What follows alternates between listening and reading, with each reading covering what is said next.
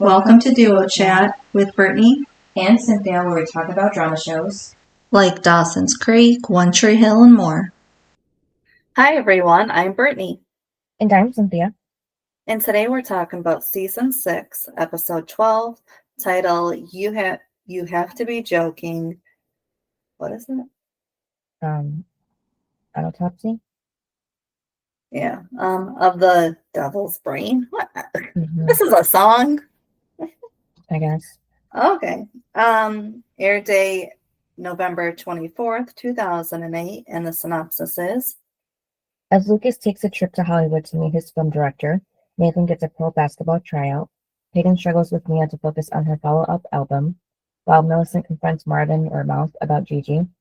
Julian approaches Brooke about designing clothes for his movie, and Haley takes Jamie to his school talent show. Yeah, so we just get flashbacks of Brooke's attack in her store, and then everything with Gigi, Mouth, and Millie. And then Peyton telling Julian she'll talk to Lucas about making the movie. Then we see one of the last moments of Nathan and Q together, and then Peyton dropping to the floor. And then we start off with Lucas narrating while we see Q staying in a swamp. And then we hear the gunshot and the film goes white. Next, we see Nathan's height being measured against the basketball hoop at the report by Jamie. So, why was Q back? Because they're trying to bring back that plot line with Xavier going forward, just to kind of loop him back in to see why, Xavier's come back. Well, obviously, the whole end, but I'm just Q is just sort of hanging around again around Nathan's storyline, and I'm just here's my thing of if you want to keep people, keep them, but don't just kill them off and bring them back. It again drove me crazy about Grey's Anatomy. If you want Denny, keep them. It's just too much. I mean, so I was just either, you shouldn't have killed them off, or, be done. But not this. I don't like it personally. I think okay, just because someone dies doesn't mean you need to bring them back. And keep doing it. One episode or one scene is okay, but it becomes too much, Dan and little Keith. It's a lot. And I feel shows need to do something more, think outside the box, not just, oh, let's just bring them back from the dead and let's just have them haunt. It's just, and I don't need to really see it and care for it on the shows. It's kind of they're gone. Let's move on. But not it's one thing if it was he saw him, but not actually have full on conversations and scenes. It just becomes too much, because then it's what's real and what's not at that point. Mm-hmm. Well, it makes sense to me here because it's his he's still haunting Tree Hill because his death is still a mystery of exactly who did it. So they're trying to figure out now, putting it together, who actually killed him. So in a way, it'd be his spirit is free, so then he'll be able to pass on. I guess so. Could be. Mm-hmm. Yeah. So, but I didn't get why they were measuring Nathan's height. Nathan's height here. Mm-hmm. Because he's been done growing for a while.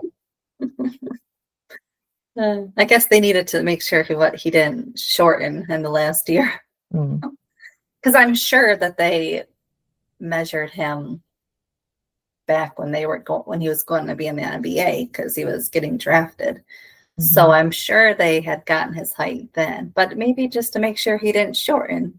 Mm-hmm. Well, I mean, as you do age, you get shorter, and so yeah, so maybe they just were making sure that he was still the same height.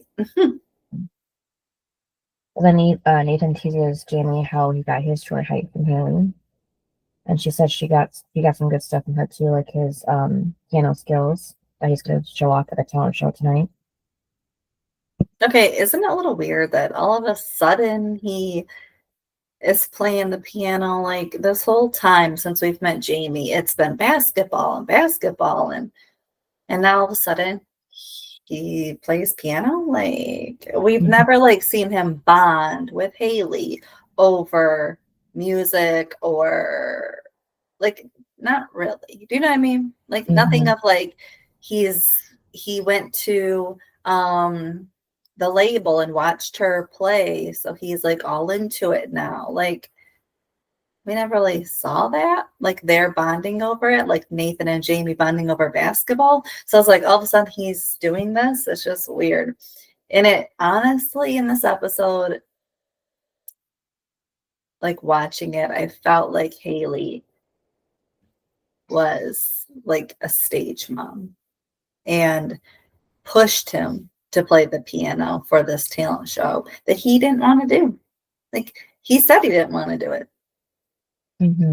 And my thing is, like, don't force your kid to do something they don't want to do, because honestly, they might not be good at it because it's not their passion. Well, he never told her that he didn't want to do it. He just said he was nervous, so she didn't know exactly.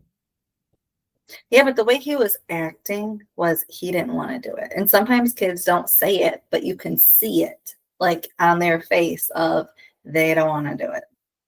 And I felt like he was only doing it because he was being forced to do it. And again, I don't like that. So that was my thing with this, or with Haley and Jamie. And then at Brooke's, she calls Sam for breakfast. And when she doesn't come out, she goes and opens the door to see Sam pushing a teenage boy out of the window. That was funny. Freeze, looking at each other. And Jack tells Brooke hi as he's crammed in the window, with his shirt off still. And the next scene, Brooke is lecturing Sam about letting a boy spend the night in her room, in her bed, in her house. And Sam says she thought it was about time a guy stayed there. And Brooke tells her to watch herself. And Sam explains that the boy is her friend, and he lives with his brother, and he beats him sometimes, so he needed a place to crash. And Brooke asks if the half-nude window fleeing friend has a name, and she says Jack Daniels. And Brooke raises her eyebrow, and Sam says his full name is John Jack Daniels. And Brooke asks Sam, does she expect her to believe that a boy named after the white trash rock band Drink of Choice spent the night in her bed and nothing happened? And Sam says she's only 15, so no way she'd be doing anything like that with him. And then Brooke starts kind of telling on herself because she says, like that matters because when she was 15, but then stops herself. Because she knows what she was like. And she just lets Sam know that she needs to let her know if someone's going to stay in the house. And if her friend needs a place to crash, then he can be on the couch. And then Lucas meets Julian at that diner again. And Lucas tells him that he'll stay on the movie because it matters to him, and already kind of like erasing the last episode that we just saw where we found out that he was working with him again. Remember? At the end. Yeah, because Peyton asked him, how's it going? And he says him and Julian are like bad cop, good cop. So they're like, fighting over the script. So, And then Lucas tells Julian that they're not friends and him and Peyton aren't anything.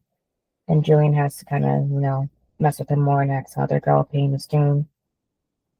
So then they talk about this director that they have to go see. Right, yeah, after Peyton, yeah. This A-list director. And they're going to meet with him, and it's just funny. And then we see Peyton in the doctor's office because she's, there for that pain. And the doctor goes through a list of conditions with her family history, and she answers no to all of them except, for cancer. She says her birth mom died of it. So Peyton has no signs of pregnancy, and she still is getting her period. Probably, maybe. But she has like no morning sickness or anything. I'm just saying, because like the first thing like the doctor goes to is cancer. Like, Do you know what I Well, mean? it could be ecliptic pregnancy where you don't have any symptoms at all. And that's why some people don't even know they're pregnant until they give birth. Because it was just a little weird. Mm-hmm. Also, I feel like because she was holding her stomach and stuff, they should do whatchamacallit,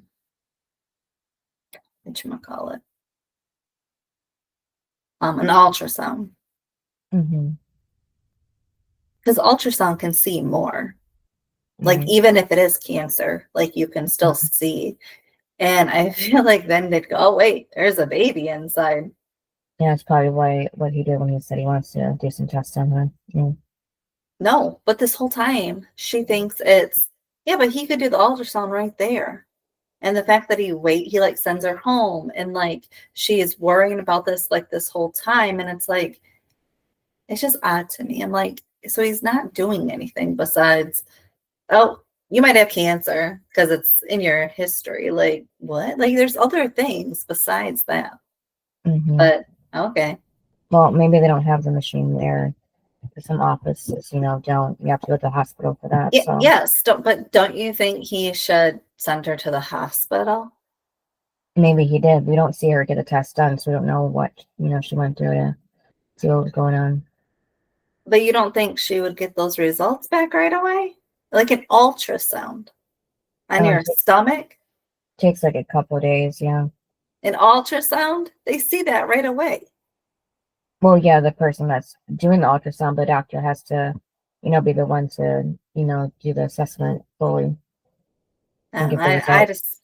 I just feel like it's off. I'm not really sure about this doctor. She should probably get rid of the doctor.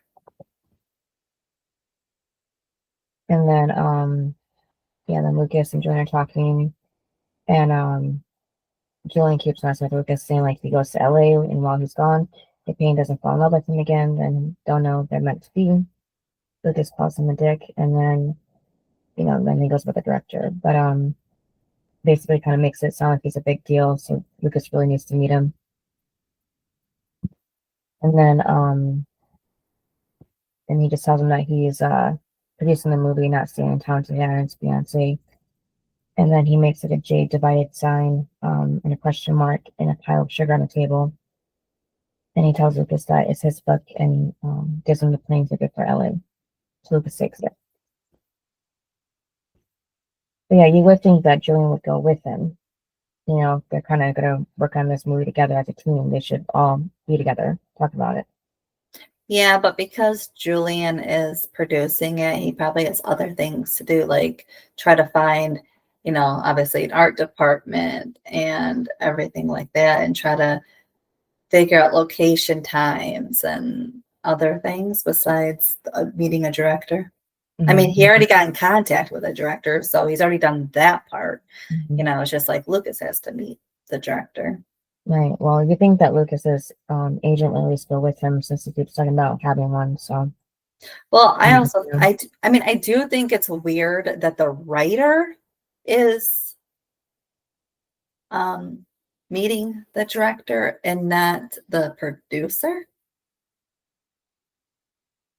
Because don't you think on like shows and stuff, usually like the producer or something hires a director? It's not like, oh, here's our writer. Our writer is going to hire a director. Do you know what I mean? Well, doesn't Lucas have co-producing rights from their deal earlier? I don't know, but what does he know anything about producing? I don't know, but he'll know if he's right for his movie or not. Just because he is a writer and gets the credit of a producer doesn't mean he knows anything about producing. So he wouldn't know if the writer or if the director is good or not. But a producer might and should. Yeah, I mean, well, if you're a movie lover, you can kind of get an idea when you look at their past work, at least. So that's what Lucas did. I also feel like he's getting a lot of credit. How many people that write a book and it turns into a movie, they don't get all this credit that he's getting. Sometimes they do. Depends. Well, if they're like a big time author, like obviously like a Nicholas Sparks, then I'm sure he, you know, probably, you know, gets a lot of input. But I'm saying Lucas, who wrote now 2 books, you know, that's what I'm saying. It's like, it's not like he's a well-known author. So that's what I'm saying. And he doesn't also know the business. So Or maybe Julian, pulls some strings. So no, I'm sure no, I know that Julian did that, but I'm just saying how non-realistic that is. It's like when Dawson, oh, I'm all of a sudden directing this movie. It's like, like you're 18, 19. Okay. Like you have no experience, but okay. You went from like being an intern to that. Okay. Like that kind of thing. And then at the diner, 2 tables down is Sam and Jack. And she complains how he just froze when Brooke caught them. He looks like a dork. And Jack tells her that she was the one that didn't set the alarm right. And Sam says whatever because Brooke thought that they were doing it as if, and Jack asking what is, what do you mean by that? A lot of girls would do it with him. And Sam says, yeah, but those girls are prostitutes, which was, hurting his feelings. Well, and the fact that he didn't get the hint. It's like she kind of explained it without saying it. And then she sits with Julian. And she already knows him from the concert from before. Is that a little weird? That she would sit with him? That she just like goes over just randomly and sits with them. It's not like she has like this relationship with him. Do you know? It's just a little weird. She just like, oh yeah, I remember you from the other night. Like, I'm just gonna sit over here with a grown man. It's like, what? Yeah, and Brooke's not even like friends with him or anything either. So right. Like at least Owen had, taken her home or whatever, and he has kind of been watching her. But like that makes more sense. But like Julian, like out of the blue, like he doesn't even really have scenes with Brooke yet. And all of a sudden he has this relationship with Sam. Yeah, he's so a stranger. Yeah, that's what was weird to me. Like he's a grown ass man. Okay. Yeah, they just decided to do this at the last second to kind of tie in how he would, be part of her plot line for the next couple episodes. Yeah, and a few episodes of leaving. And then this is how he basically starts kind of getting close to Brooke too. So yeah, because they both care about Sam. And then he calls her the orphan girl from the concert, just like Lucas called her Annie. Everybody's emphasizing on her orphan. Well, yeah, and about like the same movie. I mean, that's really the only orphan movie that's the most popular out there. Yeah.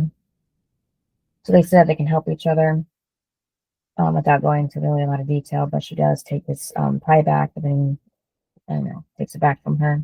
Yeah, she says that she's a writer. And then Nathan and Jim are talking about, how he's going to try out for the pro team because the scouts would be there watching him from the NBA. And I mean, the fact that he knows where these scouts are all the time, it's pretty impressive because like social media wasn't like a huge thing back then. Like now you could maybe track down one, you know what I mean, and find out where they're at. But like back then, it was probably harder to like try to find where they're going to be today. So I felt like, wow, that was good of him to like keep an eye on where they're at. And then Jamie tells Nathan he should wear the number 12 next because he likes the number. What was Nathan's number for One Tree Hill? Wasn't it also 20? 12? No, it was 23. Was somebody close to 12? Yeah, Jamie. No, I mean before this. Or was it always just Jamie? I think it was always Jamie. I think his number in the very end is 12. Yeah, I wasn't about before that because it just seemed familiar like somebody else had it before. No, because everybody's kind of been in the 3s. I think what was Keith was like 55, right? I have no idea. I can't keep track of his numbers. Yeah, I think his was that. Dan's was 33. I said James. And Nathan was 23, and then Lucas was 3 because they were all in the 3s. Hmm. So that's what I remember about all 3 of them. And then they're looking for a pair of shoes also on a top shelf. That was And funny because he's on Nathan on his Mhm. shoulders, and Nathan's like, "Did you find it yet?" And he's like, "Yeah, I just like this view," because obviously he's not that tall. So it Yeah. was funny. Mm-hmm. Also, he's only 5. He's not supposed to be 10 feet tall Right. at the age of 5. I'm just saying. Mm-hmm. He even tells Nathan doesn't even really like the shoes. And then that's when Nathan brings up the talent show, asking Jamie if he's excited. He says, like he knows it's happening tonight, but he doesn't have much energy to it. So Nathan tells him he doesn't sound very pumped up, and Jamie says that he wanted to tell jokes. So yeah, he told Nathan that he didn't want to play piano, but still not Haley. And then Nathan didn't tell Haley either. But Yeah, and as the parent, it would be like, okay, like I'll break this to your mom, but like you should do what like Nathan has kind of always told Jamie he can do what he wants, right? Mm-hmm. So knowing that you know this and the fact that he wants to be like a little comedian, like let him be a little comedian. Like Mm-hmm. instead of being like he knows how Dan pressured him about basketball. So you would think that he would be like, you know what? I didn't like being pressured and forced to do something I don't want to do. Nathan still don't want to, be pressured into something. So it's like he should definitely like give that to Jamie and be like, well, you want to tell jokes? Like I'll tell your mom and you work on your jokes. And you can work on your jokes on me and see if I laugh. Like maybe that would have been too, like a test of like, I'll see if you're funny enough to be in this talent show. And if you are, then I'll tell your mom you're not playing piano. Like something besides like this of just your mom's excited. Again, that sounds like a stage mom. Like, I don't care. Like, who cares if the parent is excited? The child should be. Do you know what I mean? Like, because then that puts more pressure on the kid of like, okay, I have to make my parent happy and proud. And if I don't do this, then they're going to be sad. Like, that's just a lot on a kid. And I don't like that. I know Haley's not trying to be like that. Like, she's like, oh, cool. Like, I got him to play piano. But, that's not the kid she has. Maybe the next one, but not this one. Like he loves sports. He wants to be the next Nathan Scott. So that was just a little weird. But again, Nathan should be on Jamie's side and do something about it. I'm just saying. Yeah, because he tells Jamie that he heard her joke, so he should just stick with the piano. Yeah, but he's also very critical. But, just to do his best because that's all that matters. Yeah, so again, forget that that's what you want to do. And yeah, okay. And then Jamie runs into the kitchen with the shoes, showing them to Haley. And Haley and Ethan say goodbye, and Jamie even hugs them while they do. And Jamie tells his dad that all he can do is his best. And then still at the diner, Julian sees how much sugar Sam puts in her coffee. So a lot with that. Like I'm surprised she doesn't have a health issue. Like, oh, that's a lot. And she does this every day. Yeah. Also, don't you wonder how she pays for the coffee?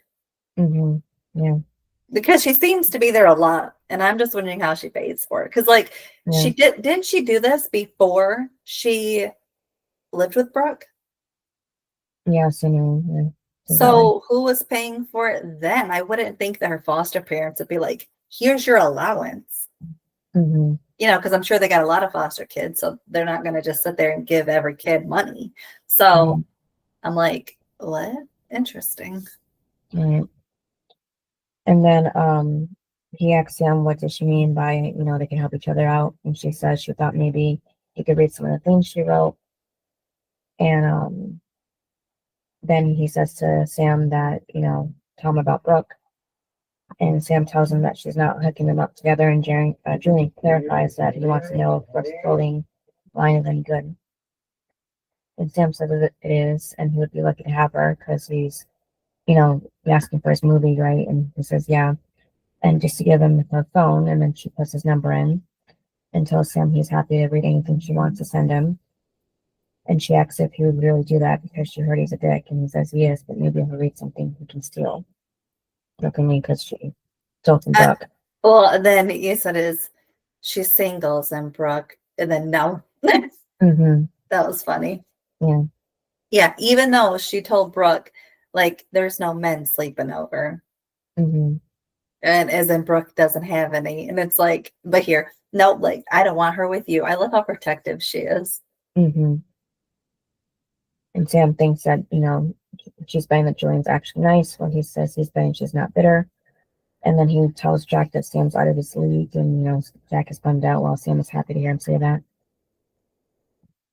And then at Brooke, she's hammering nails into the window frame to keep it closed so Sam can't get out anymore, at least without a hammer. And then Millie's there as well, telling Brooke how she handled the Gigi situation, for it to only not take, and Gigi still seems to be messing with Mouth. I thought this was a little weird because I'm like, when was it? Like, I feel like a long time ago, the whole she saw and confronted Gigi and everything, and now she's all upset walking in all mad, and it's like, huh? Like, okay, like how many days has it been? I would think she had got mad like that night and like went over there. Do you know what I mean? Well, it's probably really late because they were staying at the station that late, so... I know, but that was like 2 days ago, I feel like. Well, the last episode was that 1940s one, so time kind of, rose a little bit. Maybe like a day or so at the most. But, yeah. And so she told Gigi to stay away from him, but the next thing she knows, she's hugging him in the parking lot. And Brooke asks her what she was doing there, and Millie answers spying. And she asks Brooke what else was she supposed to do. Gigi's a horny college party girl. And Brooke tells Millie that Mouth is just amused by Gigi.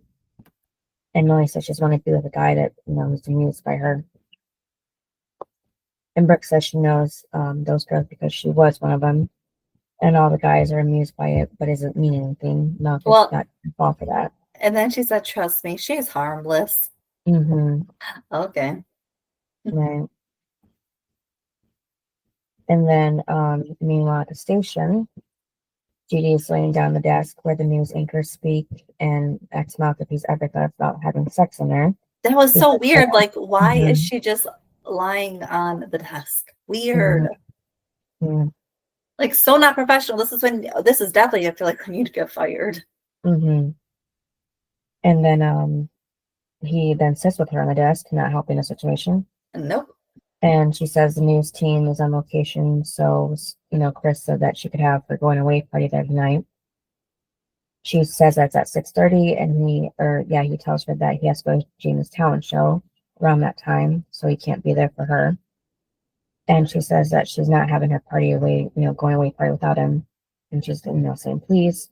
Then he, gives him saying one drink, and he, wouldn't want to miss it. Yep, not good. Mm-hmm. And then we segue to Peyton telling Mia she's going to miss it. She has to get back into the studio, and she's proud of her in the first, record she did.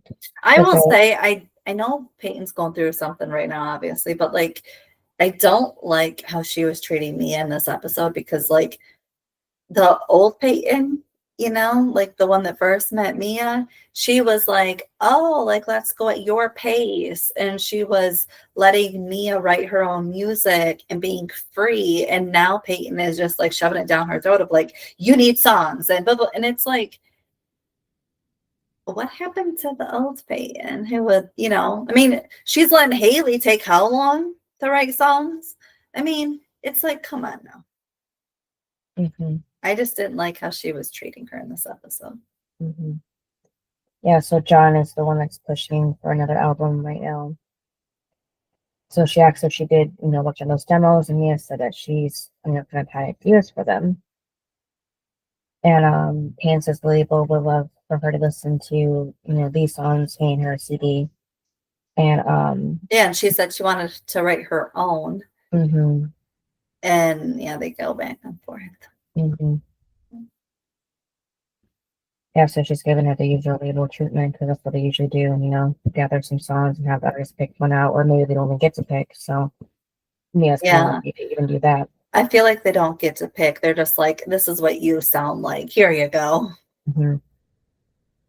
And then Lucas calls Peyton, and she says she was expecting him to call. The person doesn't say it's a doctor, but explains she had to leave early this morning because she had a meeting with the band. And she takes a second to tell Mia to listen to the CD. And Lucas tells Peyton he's going to LA, and Mia walks out, out of Peyton's office annoyed. I would be too.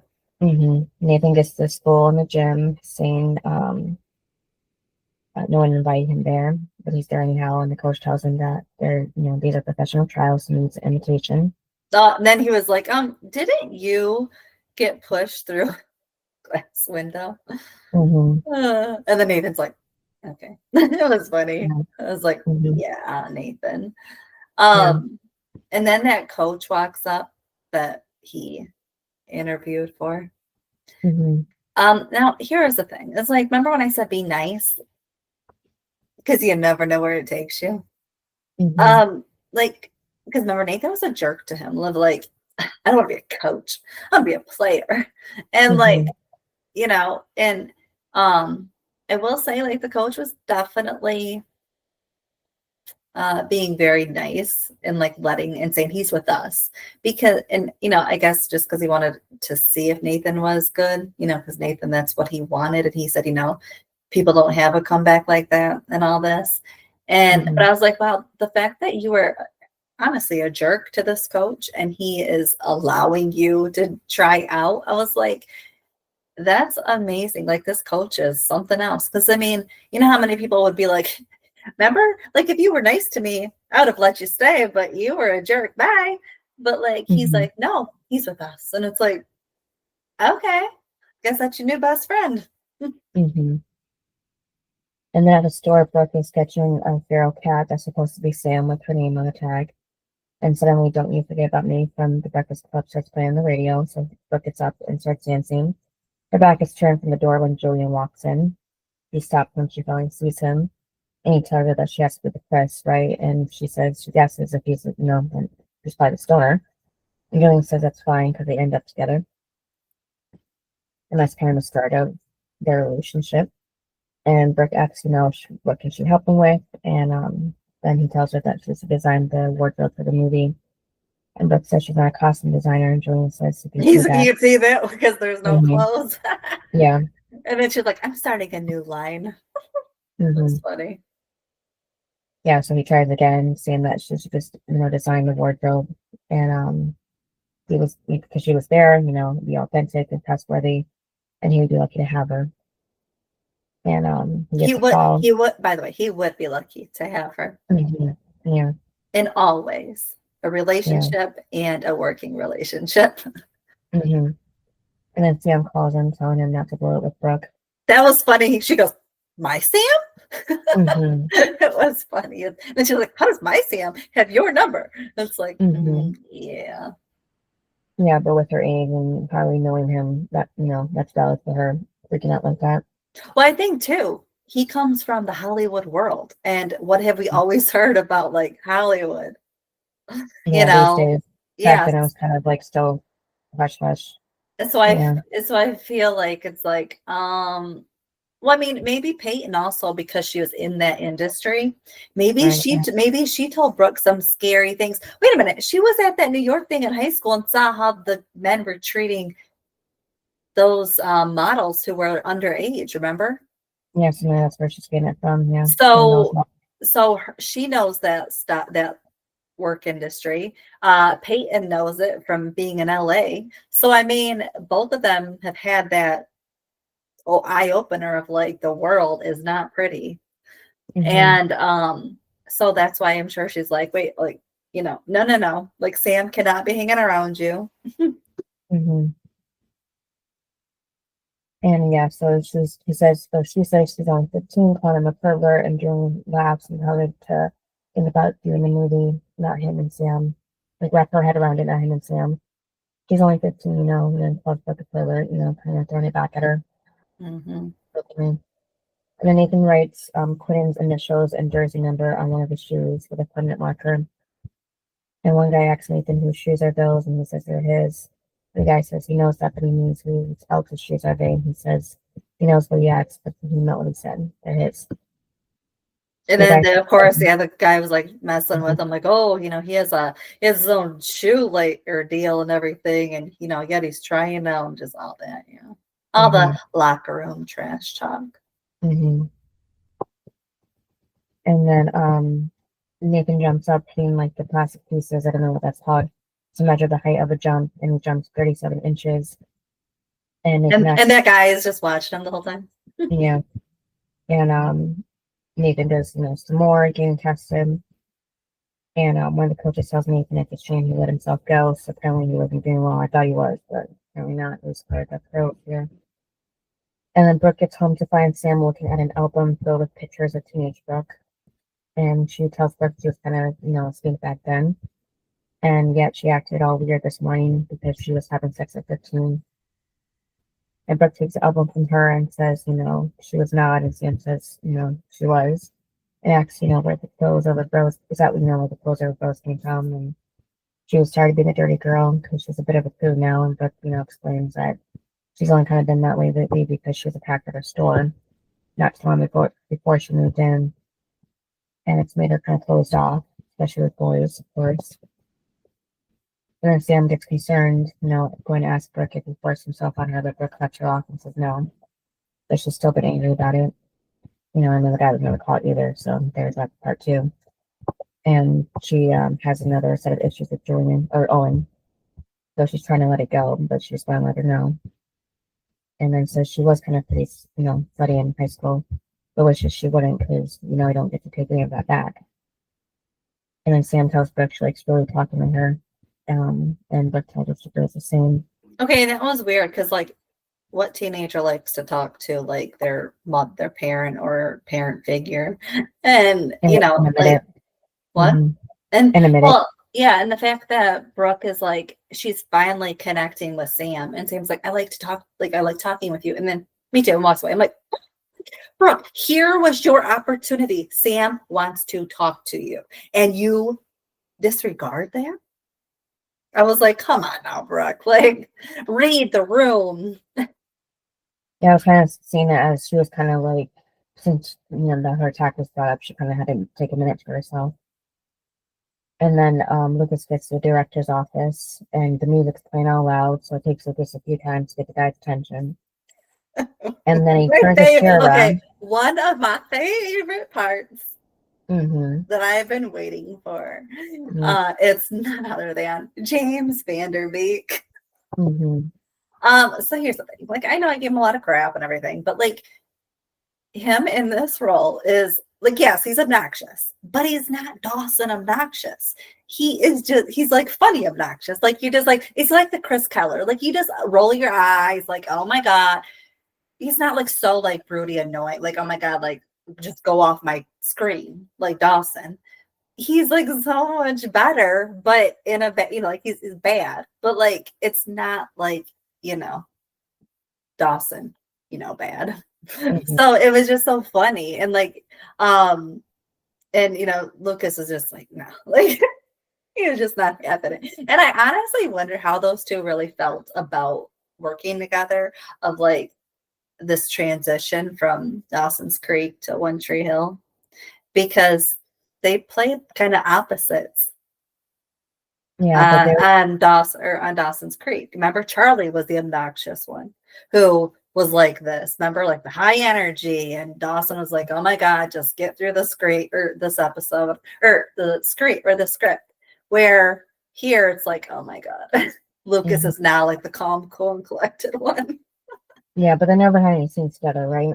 No, they did, because he was the actor in the movie that Dawson made. And remember Pacey was the lighting. And so that's why I think it's funny that he was directing him, and now here he is directing Lucas's movie. Like I love the transition. But when I first watched it, obviously I didn't know anything about Dawson's Creek. So for me, I was just like, oh, here's this obnoxious character.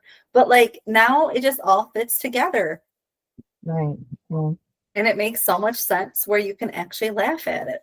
And then they don't give him a name yet, but James's character quotes Lucas's own words from the script that's already opened on his desk, and then he right after does a line of coke on it, and he tells Lucas that he loves the script all hyper now, of course, from this. And Lucas makes a face like, "What did I get myself into?" More like, what did Julian get me into? Yeah. And then Jamie says he doesn't want to show them, and Haley says she really likes to see, so he steps out like in his tux. He does look so cute. Yeah. And then Haley tells him that he looks awesome, and Jamie says he looks like a penguin. And Haley says he just looks cute. And then they'll, to go over the song again, and she fixes a bow tie and he starts playing. But he plays the wrong notes, and he tells Haley he's sorry for messing up. And Haley tells him it's okay. But yeah, he says he's a little nervous, and Haley says he got that from her, so she doesn't really think anything of it, think it's just the regular nerves. And Jamie wonders how his dad's doing. And then with Nathan, the same guy from before, because they don't give anybody these characters a name, so I never can say exactly who it is, but just the guy. And then the coach before, remember what happened to Nathan, like where he's from, how big he got with this game, but then kind of lost it all, Just going back and forth, talking trash. Yeah, and they're like kind of fighting for the same position too on the team and everything, so really butting heads. Yeah, talking about their height and everything. And then the coach goes over what they're going to do to show them what to show them what they have, what they got. And he tells Nathan to go to a certain spot, but Nathan tells him he's trying out as point guard, so he's even finding the coach too. And then we have a flashback with Hugh and Nathan telling him he's never played point guard in his life, and Hugh tells him he better learn because he's too short to play the two in the pros. And Nathan says he was also 12 hours away from being an NBA lottery pick. And Hugh tells Nathan he's glad that he had the accident because he wouldn't have made it. He has to move to the point, and Nathan tells him he's out of his mind. And no one's ever told him this. The Q says he's telling him now, but it doesn't matter because they get the commission when he signs. Not like anybody is going to ask or risk their 10% by telling him the truth. If he can make it by playing against tall guys at a tier. But if he can't, they will work on that. And then they make sure he has the best shot at playing ball. So is it not odd that Q knows all this as if he's knows somebody from the NBA or something? No, he probably just watched a lot of basketball and maybe interviews that they've had, or he's clearly done his research more than Nathan. Yeah.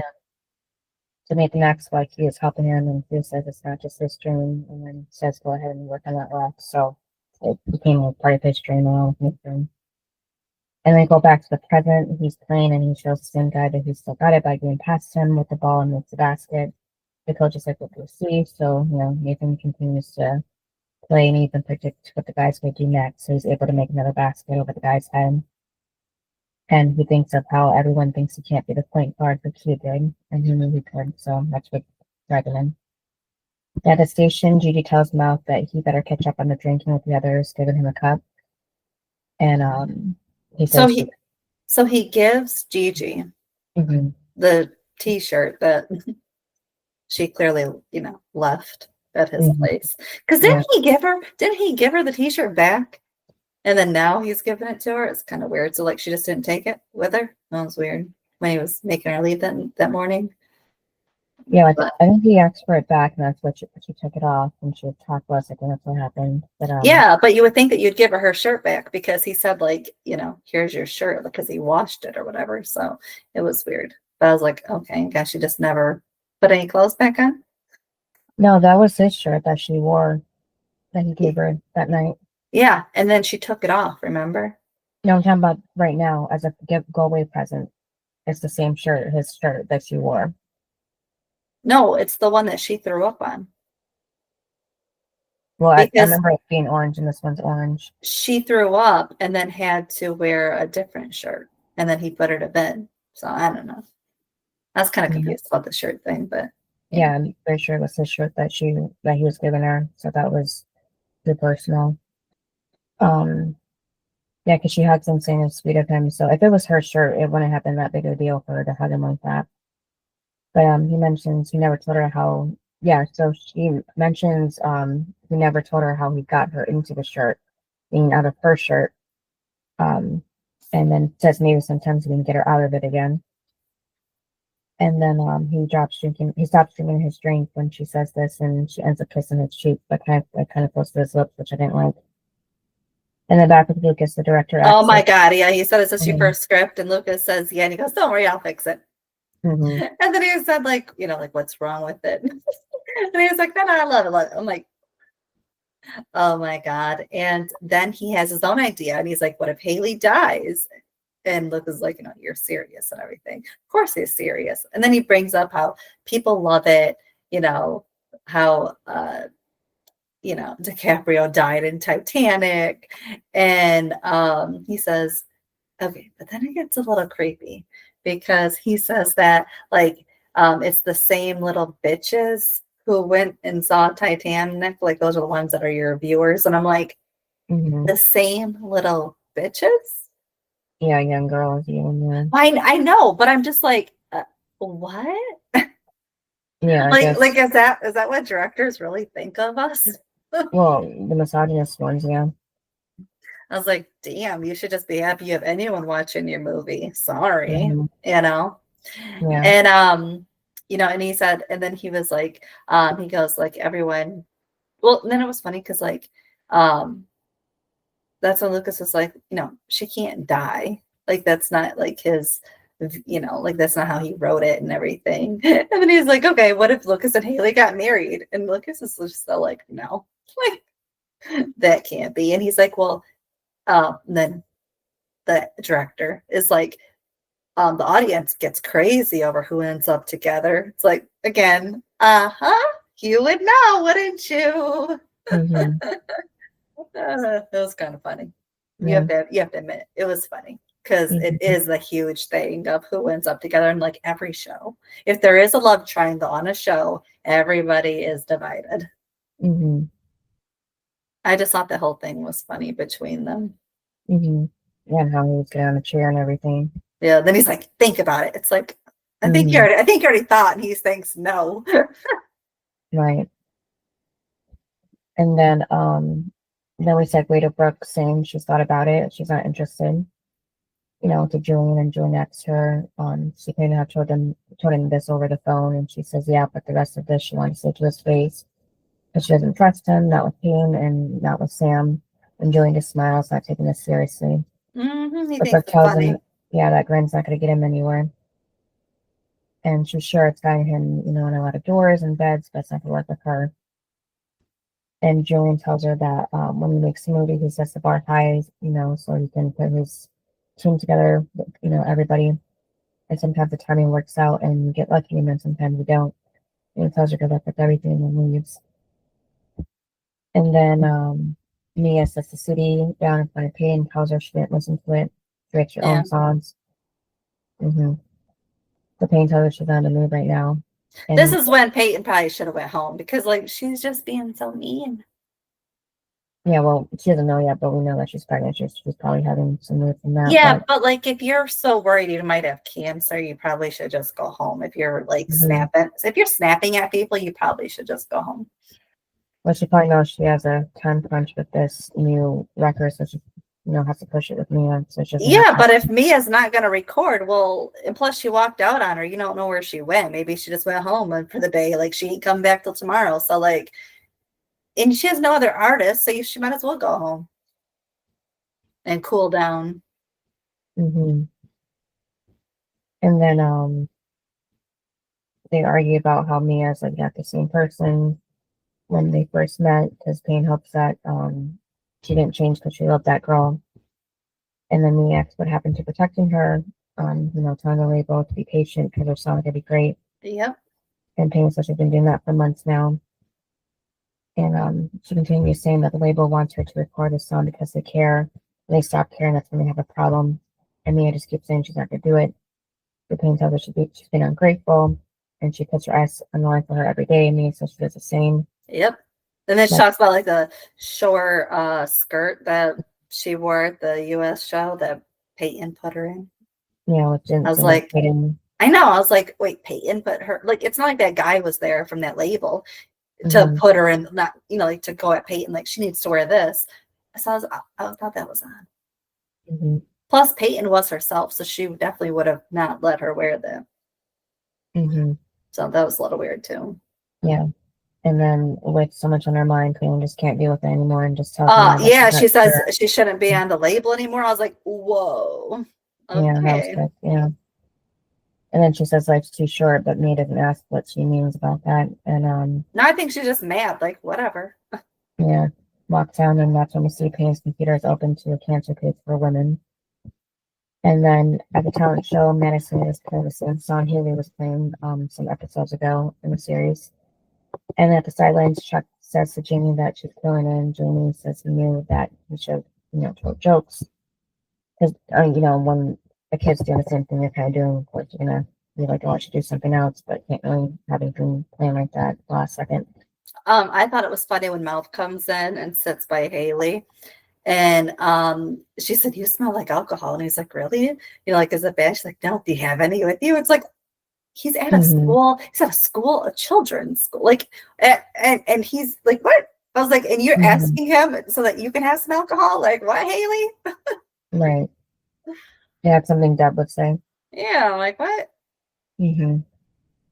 And then he gets a text from Gigi right there of a picture of herself half naked posed on the reporter's desk at the station wearing the shirt that he gave her. And Gross. there's words under it that says, she has a present for him too. Yeah, gross. And just then Brooke, Millie, and Nathan get there, and Haley asks Nathan how the trials went, and he says that he did the best he could, just like the Center interview. And then Madison finishes her song, and Jamie walks out on stage, and he speaks his name into the mic and says he's going to be the first Noel. I thought it was funny when he comes on, he says, "My name is James Lucas Scott." And I'm like, it was cute, but I'm like, who says their middle name? Right. Yeah. But it was cute. He's just trying to be formal, I guess, for the show. Yeah. And then, of course, he starts to play, but then, he's, nervous and everything. And that's when he's like, this is awkward. And then he just starts to make jokes. It was hilarious. Yeah. And it was good. I loved it. Yeah, it was good to cover up his, mess ups too, acting like it was kind of like part of the gig or part of the skit. And then I love at the end when he's like, "What do you want from me? I'm only 5." Yeah, and he makes everybody laugh constantly. Yeah. It was hilarious. I loved it. Nailed that. Yeah. So he's part of himself, as it should be. And he finally got to do what he wanted to do. Like, that was him standing up to his mom in the cutest way. And then he even took a bow, which was cute. Not from Haley, probably. And then Sam pours more sugar into her coffee, and she says to Jack that she should have just gone to Jamie's show with Brooke. She likes Sam, they're nice to her.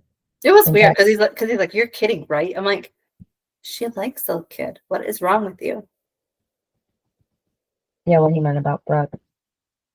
Because, because of how she stole from Brooke and called her a bitch, and now she likes her all of a sudden, and Sam says she was just mad. So what? Jack asks her, what did she say after she got caught, shoplifting? He says that she was a rich bitch and someone should put her in her place, and Sam says so, and Jack says again. Yeah, and she finds out. Yeah, it clicks, yeah. But yeah, she thinks it's him that went in and did it and attacked her. I don't think she thought it was him, just he had something to do with it. Yeah, but then when she brings it home, like that's when the camera goes off. But obviously behind the camera, that's when he gave her the drawing, the sketches. And then the directors having a massage, and that's why does Lucas have to end up with Peyton? And Lucas says because they do, that's how the story is. And the director says it's a movie, gotta raise the stakes, kill off one of the younger characters. And that was probably a nod toward Jen dying in Dawson's Creek as well. Yeah, but also, I don't know if you've ever heard the creator of Dawson's Creek. He says he regrets that decision. Yeah. So it's like, not everyone has to die. I think he said that to me earlier in the series. Yeah. Yeah. I mean, also, I don't think when they wrote this episode, I don't think they knew that Kevin Williamson wanted to keep Jen. Like, I don't think I don't think they knew that, the writers. I don't think they knew that he has regretted it since, because like this was how long ago? So, yeah, I don't think they knew that. Mm-hmm. And then Payne gets that call from our doctor, but we don't know exactly what it is. Just there's something that he found. Yeah, just her face. Mm-hmm. And then that's when we segue to Brooke asking what's wrong, and Sam's sitting there in front of her. And this was so sad. Mm-hmm. And like she's like, "What happened?" Because she doesn't want to say. And it was sad when Brooke was trying to like go up to her to like give her a hug or just like get near. And she's like, "Don't stay away from me." It's just so sad. Mm-hmm. And then she talks about the attack. It was her fault. And then she gives her the sketches. Mm-hmm. That was all sad. Yeah. And what I'm surprised about is like Sam didn't like directly go to her room and pack her bag. Mm-hmm. Like that's what I would do. Maybe, and especially because she's been so used to getting kicked out for doing something that I feel like she'd be like, all right, like I'm getting kicked out because like this. I mean, this was something serious. Brooke could have lost her life. Mm-hmm. So, like, it's not like you were just drinking, something that's fixable. Like this was, something bad, and she didn't even know about it, obviously. But like, I'm just saying, like that'd been like my go-to is like, oh, pack my bag and leave, and I feel like that'd been hers. Yeah, I mean, it was always Callie's on the Fosters, just leave. Mm-hmm. Yeah, no, maybe Sam was just so, upset that she feels like she was responsible for Brooke's attack, that she just needed to get out of there as soon as possible. Like, so Brooke doesn't have to look at her anymore, maybe, or something like that. Mm-hmm. And just to, be alone with her feelings about that too. And, seeing the sketches triggers Brooke's memory from that night. And so, Sam walks on and Brooke's kind of just stunned, standing there and not, saying like, stop, we'll talk about this, Well, she's trying to, but she's trying to process it. Yeah, so I'm saying she's just in shock, so she can't really stop Sam from moving. And then Julian is drinking that trick, telling Owen, the bourbon's good, and faster than whiskey, less of a stick up your ass than scotch, and Owen says he's an alcoholic. And that's when Brooke walks in asking Owen if Sam's been there. And he said no. And she explains that her and Sam had a fight and she left and she let her go when she shouldn't have, and she's trying not to cry. And Owen tells Brooke to have a seat, but she says she can't. She has to find Sam. And Owen says he's a teenager. She's not even her teenager, which is bad to say. And Brooke asks, what is that supposed to, what does that mean? And Julian excuses himself, and Brooke tells Julian if Sam calls him, and Julian then has the audacity after what Owen just said, that it's not his problem. And Owen tells Brooke that he just meant that it's not like Sam's going to stay with her forever, right? And they're just both kind of like digging at her, making her more upset. And that was the thing, was like Julian is seeing how Owen is treating her, not helping, and he's just meh. And it's like, like you're gonna add to it. Like if you see somebody like being like kind of being attacked of like their character, you don't go and just pile on that person. Sheesh, take a breather. And then she says, she showed up there for his help, and he's acting like this. And Owen says she knows Sam. She'll show up, and Brooke gets more upset and says it's different this time.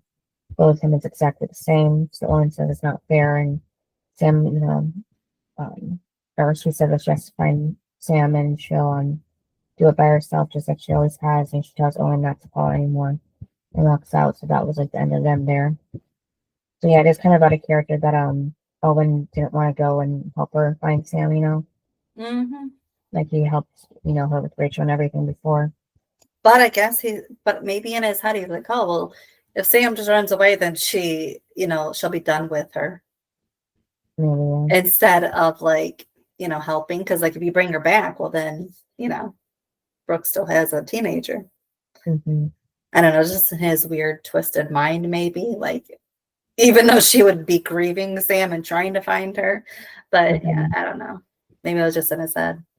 And then Mouth walks into the living room at the apartment, talking to Millie about watching a movie together when he sees she has his phone. looking at the picture of Gigi, and Mouth explains that Millie explains that she was looking for the number for the pizza place in his phone and saw that.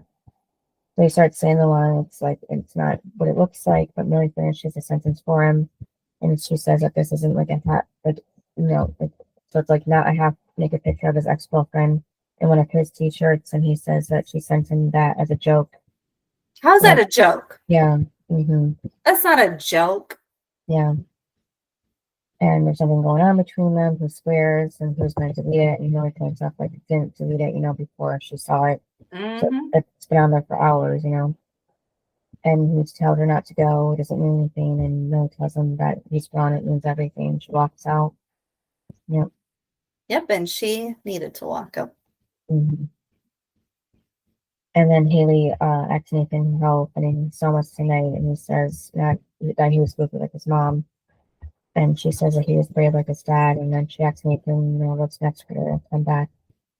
And Nathan says the phone's going to ring and the answer's going to be yes or no. And she said this would be a yes.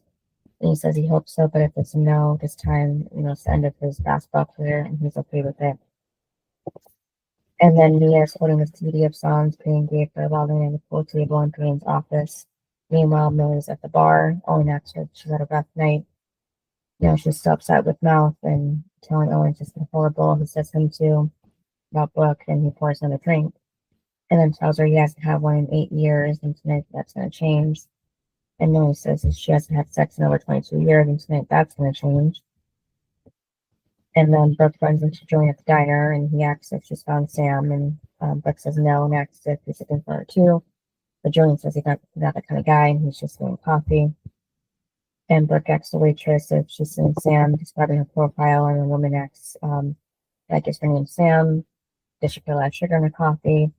She hasn't seen her, but the cute guy that just left asks for the same thing. Brooke thanks her and rushes out to catch Julian, who she sees throw, his coffee out that he just bought, meaning he only bought it to act like he wasn't, concerned about finding Sam. And Nathan tells Jamie about the tryout time, but the other guy got worried and he backed off just a half step, and he asked Jamie, what does he think he did? And Jamie answers correctly. And Nathan tells Jamie he's proud of him. He took something that would have beaten most people, and he kept going with it and turned it into something great. And Jamie tells him so did he. And Haley calls Jamie, Chris Jackson, and turned to bed and asks for a nursery rhyme. And she says, sure, but he's going to have to read it. And she asks if he wants the old creepy one or a nice newer one. She says a creepy one, and that's kind of what goes on as his monologue for the rest of the episode.